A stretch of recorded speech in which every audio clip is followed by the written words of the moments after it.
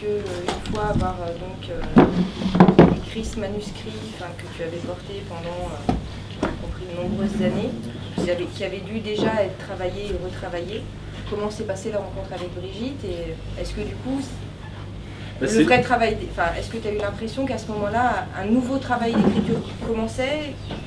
Moi, je le pensais pas. Je l'avais pas, c'est pas quelque chose que j'avais prévu. Je pensais que c'était terminé.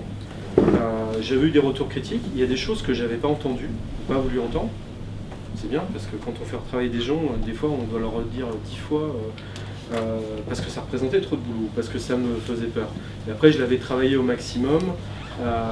Il y avait eu, je l'avais envoyé presque partout, sauf chez Stock. Et c'est pas parce que c'était comme ça que j'avais pris la liste d'éditeurs. Je l'avais envoyé partout, ouais. Ouais, ça s'est fini chez le dermato au bout de 6 mois. Ça, c'est une belle anecdote. J'étais couvert d'eczéma et je suis allé chez le dermato.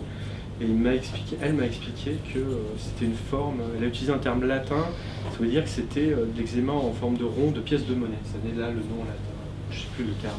Donc il était refusé partout. Et puis par une amie auteure, Jeanne Sautière, elle a pu le faire lire chez Vertical. Et là j'ai commencé à avoir un premier retour où le directeur chez Vertical m'a répondu, c'était la seule personne qui l'a lu. Il m'a dit c'est intéressant, apparemment il avait beaucoup hésité, mais c'était trop trash. Au bout d'un moment, ça s'annulait, c'est ce qu'il m'a dit. Et derrière, j'ai croisé un éditeur que je connais, un petit éditeur qui fait un très bon travail, et qui l'a accepté. Je l'ai rencontré le jour même où Frédéric Couder, un copain avec qui je travaille sur un projet d'écriture, avait rendez-vous avec Brigitte et a décidé de lui passer le manuscrit. Ce qui n'était pas prévu. Vous m'en parliez genre une semaine avant et on m'a bien conseillé, on m'a dit si Brigitte ça l'intéresse, fais-le parce qu'elle te fera vraiment faire un travail d'écriture. C'est tout ce que je savais et c'est une idée puisqu'à la base je ne l'avais pas fait publier chez un éditeur pour qui je travaille, qui l'aurait publié 8 mois avant, quoi. Le premier jet, même avant que je fasse des retours, il le publiait. Et pour moi, c'est pas faire un cadeau à l'auteur. C'est à la fois un soulagement parce que quand on bosse depuis des années, on veut son livre, on veut son livre. On est comme un gamin devant le magasin de jouets, mais il ne faut pas faire ça, quoi. Déjà, il y a la peur de ne pas être publié, etc. Mais un livre, c'est une responsabilité, notamment vis-à-vis des lecteurs. Donc, j'ai eu la chance d'être bien conseillé. Et j'ai reçu un mail de Brigitte Giraud, je ne l'appelais pas Brigitte, qui me disait c'est super intéressant, c'est super fort, mais c'est pas publiable en l'état. Et voilà, donc on s'est donné rendez-vous, on a travaillé, vu qu'on habite à peu près sur le même quartier, on s'est donné rendez-vous, et elle est venue avec le manuscrit annoté, et on ne se connaissait pas, on n'a parlé que du livre, elle m'a expliqué pendant 10 minutes ce qu'elle trouvait intéressant dans le projet. C'était fondamental.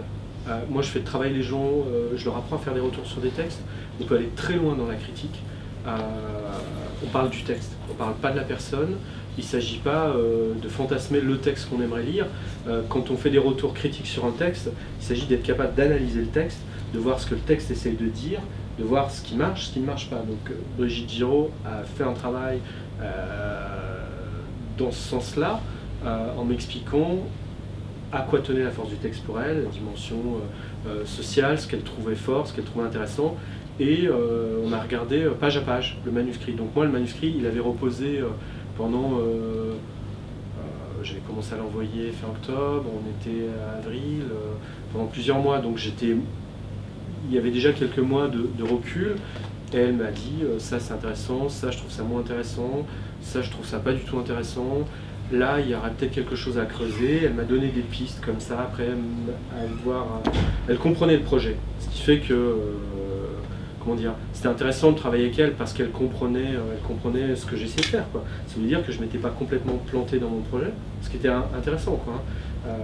Après, moi, je ne crois pas dans des réactions d'orgueil, d'auteur, pour qui on prend, les éditeurs, ceci, cela. Non, concrètement, il y avait une analyse du projet et des choses qu'elle trouvait intéressantes, des choses moins intéressantes. Et donc je suis reparti avec le manuscrit annoté, j'avais pris des notes et j'étais motivé. J'étais motivé parce que c'était une phase de travail que je peux faire souvent en atelier, ou des fois je fais des suivis de manuscrits, et qui est extrêmement précieuse. Donc moi la question elle ne s'est pas posée. Après, si la personne que je rencontrais pour la première fois, elle ne comprenait pas le projet, ce qui aurait pu arriver aussi, quoi. Il n'y aurait pas eu de dialogue possible, quoi. Donc ça s'est fait comme ça.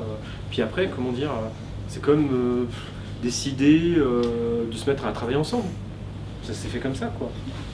Moi, j'aurais pu pas donner suite, j'aurais pu jamais se revoir.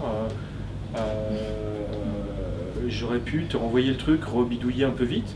Ce que j'ai quand même fait pendant un moment, parce que je voulais pas, enfin, je crois que je voulais pas vraiment me remettre au travail, donc j'ai surtout enlevé des choses que tu me disais d'enlever.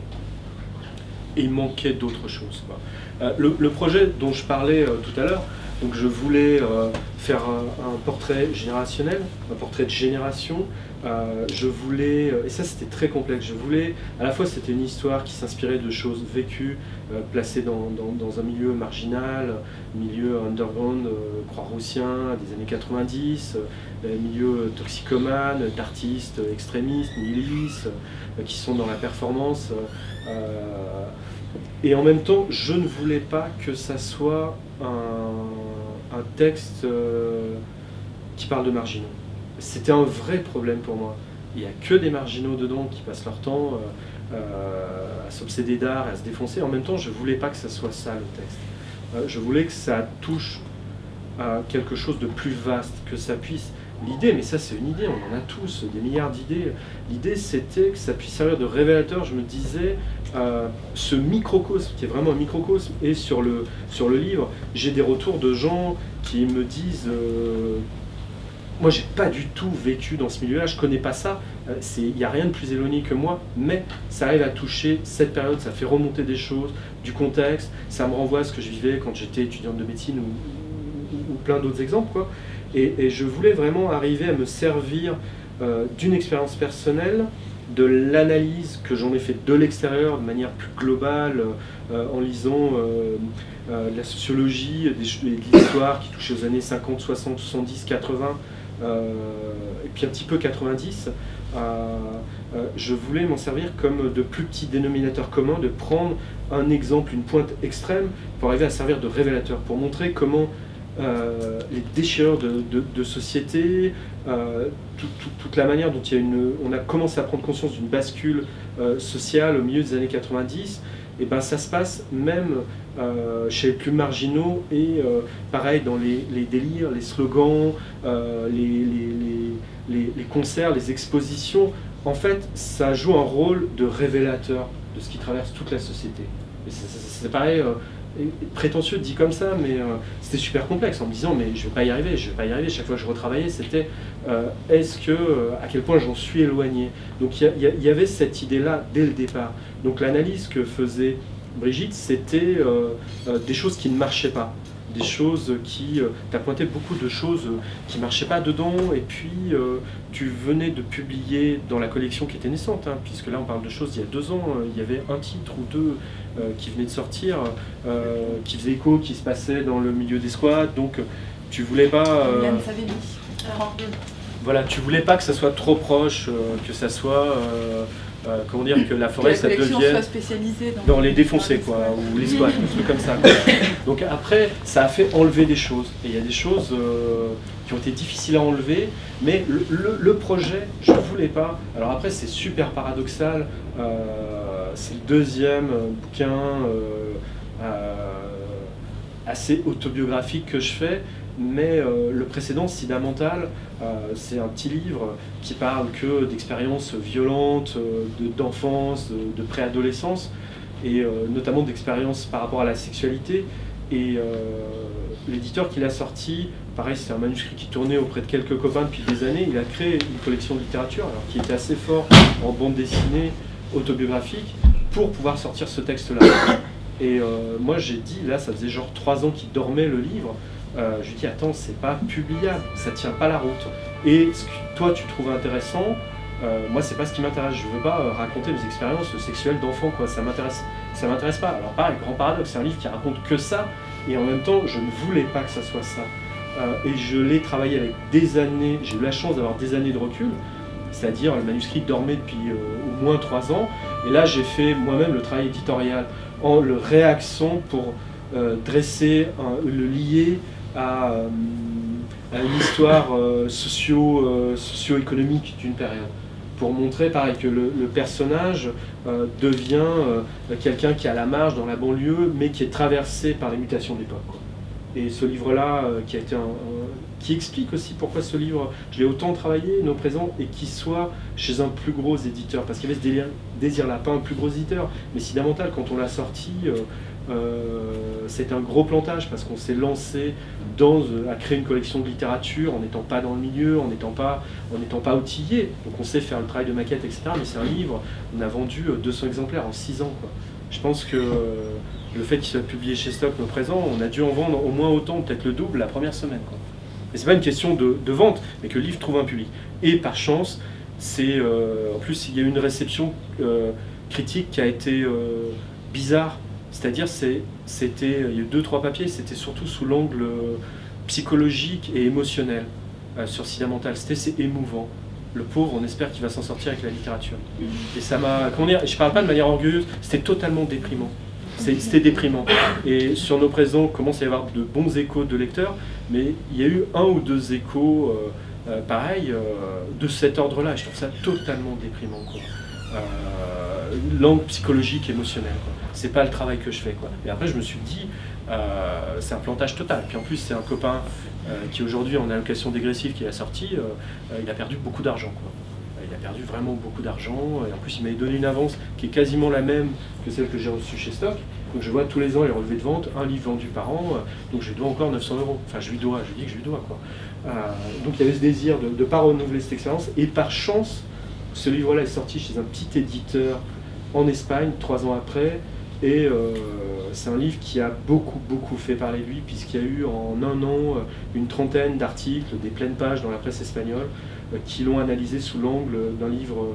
À la fois ils ont analysé l'écriture et dit c'est un livre de société, quoi, qui parle, ils ont dit l'écriture n'est pas originale, le sujet n'est pas original, mais l'alliage des deux, c'est un livre violent dont on ne se remet pas, et vu comment dire, la montée de la violence due à la précarité dans les banlieues, c'est un livre important.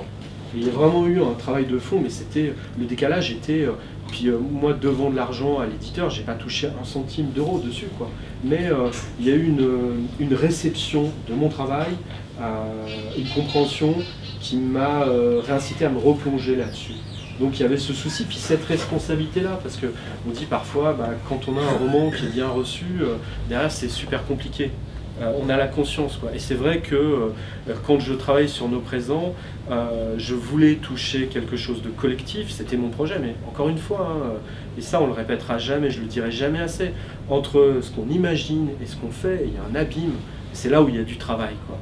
Et il ne faut pas changer d'idée, il ne faut pas, tant que ça ne se tient pas un minimum, il ne faut pas lâcher, il faut accepter les retours critiques, il faut se remettre au charbon, parce que sinon on est ailleurs, quoi. Le livre qu'on fait, le texte qu'on fait, il n'est pas ce qu'on voudrait qu'il soit, quoi. Donc il n'est rien du tout, quoi. Il est bancal, et des fois on est empressé, on a son livre, puis voilà, quoi. Puis après on se retrouve avec un machin dont on ne sait pas quoi faire, quoi. Dieu merci, hein, parce qu'on m'a dit, quand je parlais du retravail, on m'a dit oui, mais est-ce qu'on ne force pas? Les gens qui me disaient, comme c'était le cas il n'y a pas longtemps, quelqu'un qui a un sourire narquois, oui, mais les éditeurs, ils veulent toujours le truc le plus rapide possible, etc. Et j'avais quand même un livre qui avait eu une énorme réception critique, hein, parce qu'il comparait à des auteurs vraiment importants pour moi, en disant c'est du tonneau de ceci ou cela. C'était, Dieu merci, c'était vraiment à distance, donc c'était audible, quoi, et c'était un livre qui pour moi était mort depuis longtemps. Donc ce travail de réception, d'analyse de mon bouquin précédent a été important dans la motivation de se remettre à travailler là-dessus. Après il y avait un poids sur les épaules à se dire, est-ce que je suis capable de faire un livre qui soit moins mauvais, qui soit pas plus mauvais que celui-ci. Donc il y avait ce désir de faire quelque chose de collectif. Après, je voulais pas, sur mon livre précédent, faire un livre qui raconte des malheurs d'enfants, qui est dans une logique sadomasochiste, etc. Alors, en même temps, le livre, c'était que ça. Donc j'ai eu un retour avec des années de distance selon quoi le projet était aussi compris pour ce que j'avais essayé de faire. Ça voulait dire que je m'étais peut-être pas totalement planté. Donc là-dessus, je voulais pas, de la même manière, je voulais pas que ce soit un récit de marginaux. Alors, il n'y a que de la marge, il n'y a que de la défonce, il n'y a que des artistes underground. Et je voulais pas parler de mon expérience. Je voulais pas. Donc la solution que j'avais trouvée qui était bancale, c'était, je racontais, il y avait un narrateur qui se posait au début du récit, qui restituait les années 80, et après qui se dissolvait, et il y avait cette flaque où apparaissaient des personnages qui avaient des bouts d'histoire. Il y avait des clodos, il y avait des gens qui avaient perdu leur boulot, il y avait une prof qui perdait la tête, il y avait des enfants de la classe moyenne, comme je dis, qui partaient à la dérive, mais il n'y avait plus de narrateur. Parce que pour moi, je pensais que ça aidait à dresser un portrait collectif. Mais là, le bouquin, il était encore très bancal. Il était bancal, et ça, c'est vraiment le travail auquel m'a poussé Brigitte Giraud progressivement. Mais il y a eu, entre ce qu'on parle, il s'est écoulé, la dernière version, elle a eu lieu, ça c'était en avril, elle a eu lieu en fin décembre de la même année. Il y a eu 7 versions. Il y a, à la louche, je dis, il y a 80% du texte qui a disparu et qui a été réécrit 7 fois. Ça veut dire que Brigitte Giraud, elle a relu le manuscrit de 280 pages, et avant qu'il n'y ait qu'une phrase par page, il y a des endroits où il y avait 6 pages, quoi. Donc la lecture, elle est devenue, avec le temps, il y avait de moins en moins, ça devient de plus en plus rapide, mais il y a eu cette version où, je ne sais pas comment tu procédais, ce qui te plaisait. Où tu voulais aller, en fait, comment tu savais, toi, où tu voulais aller? Pas la moindre idée. Non, mais ça, après, c'est toujours délicat de parler de ça, parce que je sais jamais vas-y, hein. quelle mesure. Moi, je voulais aller nulle part, en fait. Ce que je voyais, c'est dans la première version que j'ai eue, je voyais le livre, je le voyais, il était là. Il fallait simplement, à la fois, pouvoir le faire apparaître et trouver peut-être une construction ou une alternative de construction qui permettait d'enlever ce que... Enfin, d'enlever, pas d'enlever, mais de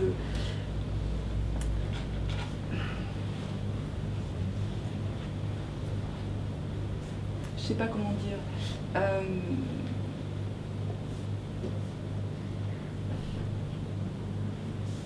C'est une question qui est compliquée parce qu'on parle d'un texte qui apparaît comme il est aujourd'hui.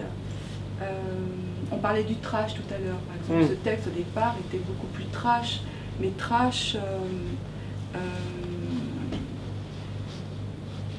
moi, j'ai tendance à dire que pour faire émerger quelque chose, il faut en mettre moins, ce qui peut paraître contradictoire. Mais j'ai souvent l'exemple de la phrase, par exemple, la phrase « je t'aime beaucoup » est beaucoup moins forte que « je t'aime ». Parfois, il faut savoir enlever le « beaucoup ». Voilà. Donc, c'est juste un exemple qui est un peu ridicule, mais pour dire quel type de travail a pu être là. C'est-à-dire que c'est un texte au départ dans lequel il y avait plus de sang, plus de vomi, plus de sperme, plus de merde, il y avait du plus. Et simplement pour que le lecteur puisse voir la violence et la densité de tout ça, il fallait simplement être dans une question d'équilibre. Voilà, moi voilà, la réécriture pour moi, elle allait vers trouver une tension, dégager un fil. Pour moi, écrire un livre, c'est une question d'équilibre, une question de tension. C'est-à-dire comment le lecteur, comment d'abord l'écrivain va marcher seul sur ce fil d'un bout à l'autre, tout en sachant que sous le fil, ce qu'il peut y avoir, ça peut s'apparenter à un abîme ou un précipice. Comment faire en sorte que l'écrivain, pendant l'écriture, ne tombe pas dans le précipice et la symbolique de tout un tas de choses. Et comment ensuite le lecteur, quand il va parcourir le livre, va pouvoir avoir, non pas forcément très dégagé, mais en tout cas un passage possible avec une progression, avec une forme de tension qui va s'opérer du début à la fin. Moi, c'est ça qui m'intéresse dans un livre. Pour moi, un texte, il y a une progression, il y a une construction, soit c'est une spirale, soit il y a quelque chose, il y a un mouvement. Et j'avais envie de proposer à Lionel sans que je sache précisément comment, mais de dégager un mouvement, c'est-à-dire il faut bien qu'il y ait une énergie, qu'il y ait une force, qu'il y ait quelque chose qui vous propulse d'un point à un autre, qu'on ne reste pas simplement, qu'on puisse jamais s'embourber trop longtemps, voilà. Donc je ne dis pas du tout que ton texte est un texte dans lequel on s'embourbait, mais moi, mon rôle d'éditrice, il était là, il était alors ça, après, c'est complètement intuitif. C'est pour ça qu'on a fait du page à page et que je fais tout le temps du page à page quand sur certains textes il y a besoin de proposer un travail de réécriture, ce qui n'est pas tout le temps le cas. Hein. N'imaginez pas que la collection est une collection dans laquelle on réécrit forcément, mais là il me semblait qu'il y avait quelque chose d'extrêmement fort et qui serait vraiment dommage de ne pas proposer ensuite au lecteur un texte, qu'on se privait vraiment de quelque chose si le lecteur n'avait pas ensuite accès à ce texte-là, voilà, tel qu'il est aujourd'hui. Mais je ne le visualisais pas. Et ce qui me manquait aussi, alors là après c'est très discutable parce que finalement un texte c'est simplement la rencontre entre un écrivain et un éditeur. Donc ce sont deux personnes, c'est deux singularités, c'est pas un comité de lecture avec 15 personnes qui va dire voilà, parce que dans ce cas-là on ne pourrait pas aller si loin dans quelque chose d'aussi pointu, il me semble, mais comme c'est la rencontre finalement entre deux quelqu'un qui écrit, quelqu'un qui lit, donc c'est forcément deux personnes, donc c'est forcément deux univers. Après moi je dis pas que je suis allée dans le bon sens, je ne peux pas prétendre cela. En même temps, ce qui me semblait, c'est que qu'il manquait, en tout cas moi il me manquait peut-être, le fameux jeu dont tu viens de JE, dont tu viens de parler. Ce qui m'intéressait, c'était de savoir aussi pourquoi finalement cette personne qui aujourd'hui écrit, pourquoi aujourd'hui elle écrit, alors qu'une partie d'entre eux ne sont plus là, enfin des protagonistes dont tu parles dans le présent. Cette traversée, qu'est-ce que c'est que cette traversée et qu'est-ce qui fait qu'au bout du compte, il y en a un qui est capable aujourd'hui de témoigner. Moi, ce qui m'intéressait, c'est ça.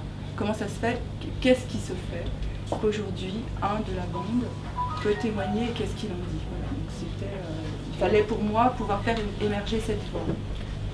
Et ça s'est posé sous cette question-là. C'est vraiment, ça s'est posé sous cette question-là. Par exemple, quand on se voyait pour travailler, une fois, Brigitte formule la question comme ça, qu'est-ce qui fait que... Elle dit, ben voilà, je me suis demandé, et ça s'arrête là.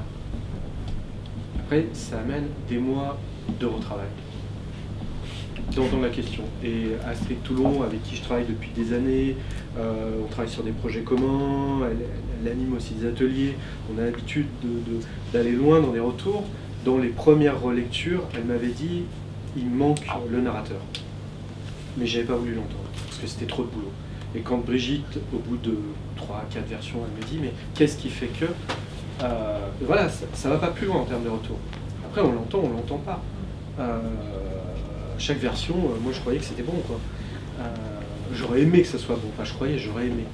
Là, je l'ai entendu. Et c'était quelque chose d'extrêmement difficile.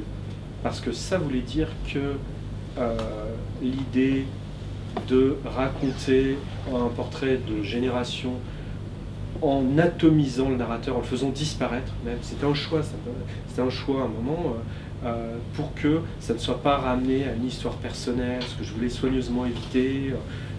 C'est ce qu'on fait dans les livres qu'on produit à Terre Noire, c'est une voix collective, c'est vraiment important pour moi, parce que sur plein d'expériences, c'est pas une personne qui prend la parole, ça invaliderait, donc j'avais ce vrai dilemme, mais là, il a fallu que je l'entende. Donc une simple question comme ça amène des mois de retravail en profondeur.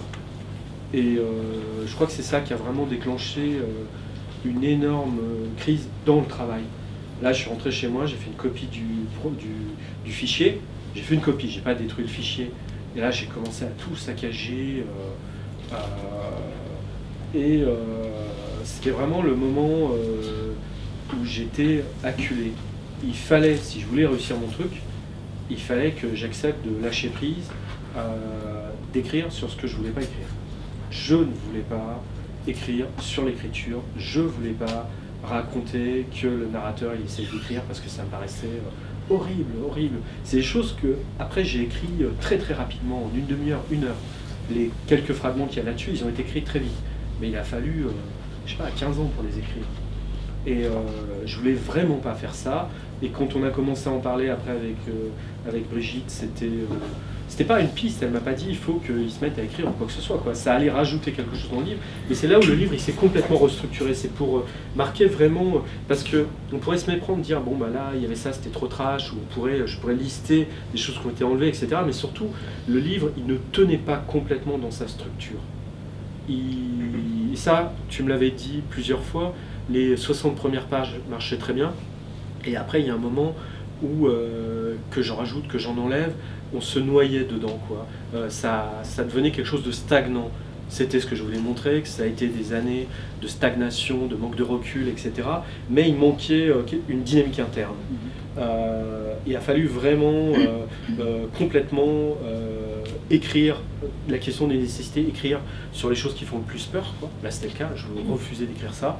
Donc c'est quelqu'un, Frédéric, qui a lu plusieurs versions aussi, qui m'a dit c'est étonnant parce que tu es allé dans des choses beaucoup plus personnelles, mais tu arrives à toucher quelque chose finalement de plus universel là-dessus, quoi. Parce qu'il fallait que le narrateur il soit un véhicule pour le lecteur qui traverse, il fallait que lui-même il se fasse retourner, qu'il se cabosse, qu'il se prenne le mur. S'il racontait que l'échec des autres, il y a quelque chose qui ne marchait pas.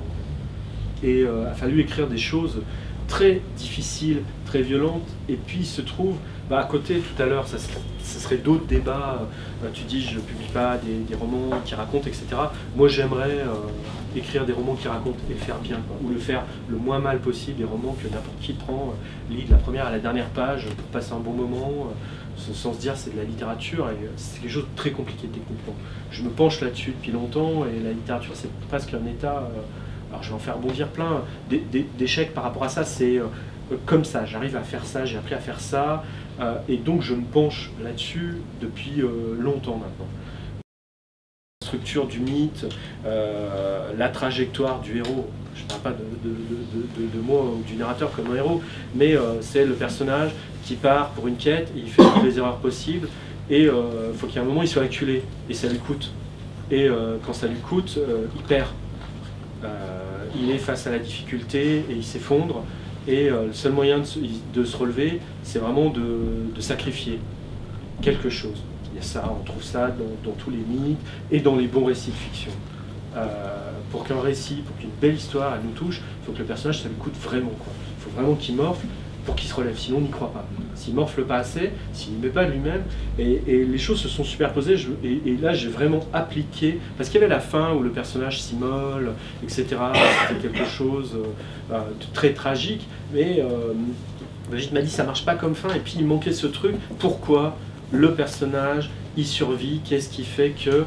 Il a fallu tout réaxer, et là c'était un travail violent, parce que jusqu'ici je bidouillais, et il manquait la voix qu'il y avait au début, ce que m'avait dit l'éditeur chez Vertical aussi, il aimait bien le monologue du début, et après il n'existait plus dans les premières versions, les quelques personnes qui ont lu le livre, cette voix intérieure, elle n'existait que sur les premières pages, sur les 15 premières pages, après elle n'était pas là, c'était des histoires, c'était presque des micro-nouvelles éclatées, de marginaux, etc. Mais il n'y avait pas, donc ceux qui l'ont lu entrevoient tout le travail de restructuration qui a été fait.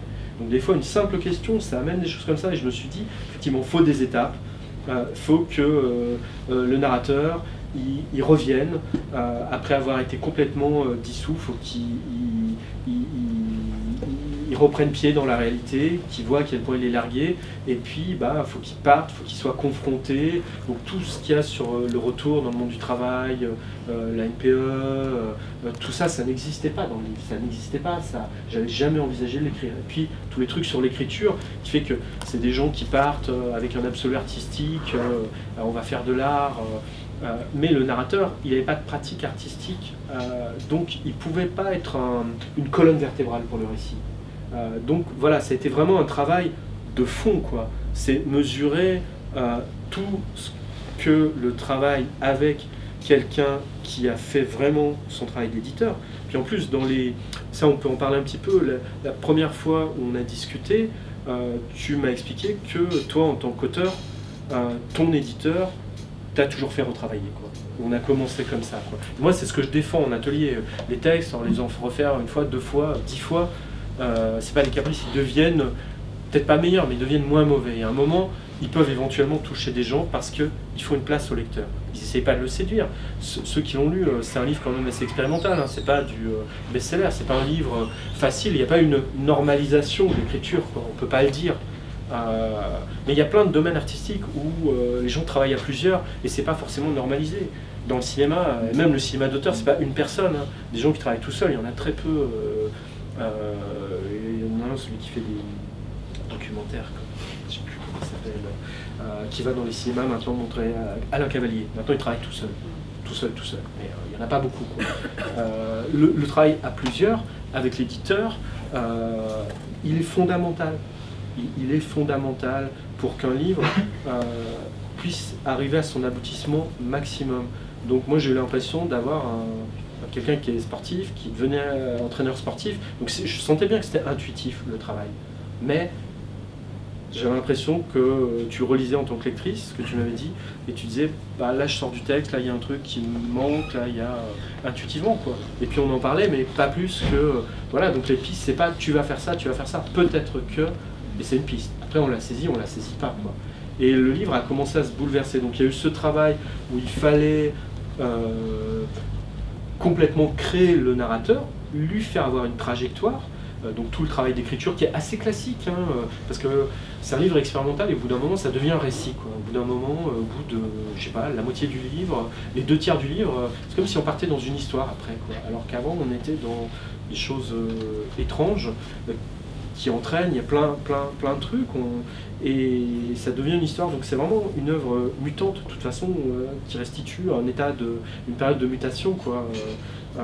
Ce côté bâtard. Je le revendique dans l'écriture, enfin je l'assume. Et puis après il y a eu tout le travail qui était très complexe techniquement. Il y avait un monologue au début où le narrateur il rentre à la fac, il a son bac, donc comment dire, il a fait du bourrage de crâne au lycée, il lit, il voit la télé, il a une, je sais pas si on peut parler d'analyse, mais il est imprégné de tout un champ médiatique. Et il le vomit littéralement. Et après, comment créer un monologue intérieur dans une période d'anomie, d'atomisation complète, sociale? Quel monologue créer? C'était un vrai problème pour moi. Comment je montre un monologue intérieur collectif de gens qui n'ont pas de recul, qui sont défoncés toute la journée? Et il y avait cette question générationnelle, et ça c'était compliqué, quoi. Comment écrire un monologue qui montre l'absence de recul? Parce qu'ils ne pouvaient pas analyser de la même manière, quoi. Et là j'étais sur un vrai problème d'écriture, quoi. A fallu, et donc le livre était déjà tout monté, a fallu écrire 30 pages de monologues, les rééclater, les réinjecter, les remélanger, relire tout de l'extérieur. Donc c'est vraiment un travail de montage pour qu'il y ait une fluidité qu'en tant que lecteur. Souvent j'ai eu des gens qui me disent bah, je l'ai lu d'un coup, j'ai commencé et je l'ai lu d'une traite, quoi. Ça a été aussi travaillé comme ça, quoi, pour qu'il y ait le moins d'entraves possible, quoi. Il a fallu beaucoup enlever, beaucoup réduire, amenuiser, garder des traces. Des fois, il y a eu des retours comme ça, hein, 6 pages. Peut-être que telle phrase elle est intéressante. Et des trucs qui avaient été travaillés 10 fois quand même, quoi. Après, ce qui compte, c'est comme quand on fait du montage, hein. Par ailleurs, j'ai travaillé pendant plusieurs années sur un projet, il y a une matière très bonne qualité, 60 heures. On a prémonté 25 heures. C'est pas un film, 25 heures. On est encore 8 heures, il va falloir réduire à 2 heures. Forcément, c'est que des sacrifices, hein. C'est pas enlever une phrase, il faut enlever, et c'est pas, on n'est pas dans un état affectif, ce qui compte c'est le texte, c'est le livre, la responsabilité qu'on a vis-à-vis du lecteur. Comment dire, si on veut qu'un livre il soit lu, bah, c'est déjà une demande énorme. Aujourd'hui, on peut aller à une rencontre, on peut littéraire, on peut regarder un film, on peut aller boire des pots avec des potes, on a 10 000 autres choses à faire, quoi.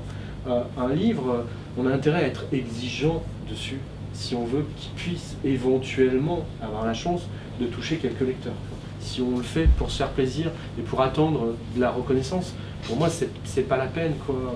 Donc il a fallu le travailler comme ça, et il y a eu d'énormes bouleversements là-dessus, et je pense qu'au début ça bougeait pas tant que ça, ce que je te montrais à chaque fois, et puis il y a un moment ça s'est transformé, véritablement, quoi. Et là, on a pu amenuiser. Et puis, il y a eu des retouches jusqu'à la fin, jusqu'à cet été, jusqu'à fin juillet. Mais c'était des petites retouches. Un souci aussi. Quand il y a quelqu'un, un éditeur qui fait vraiment son travail, bah, c'est ça, il essaye de polir le texte au maximum, quoi, dans ce sens-là. Et après, bah, voilà, c'était un jeu d'aller-retour. Mais même quand il y a eu des hypothèses vraiment fortes, on a commencé à en parler, c'était vraiment faire bouger le livre et partir dans l'inconnu, quoi. C'était pas dit que le livre, il devienne pas catastrophique, quoi. Parce que c'est ça.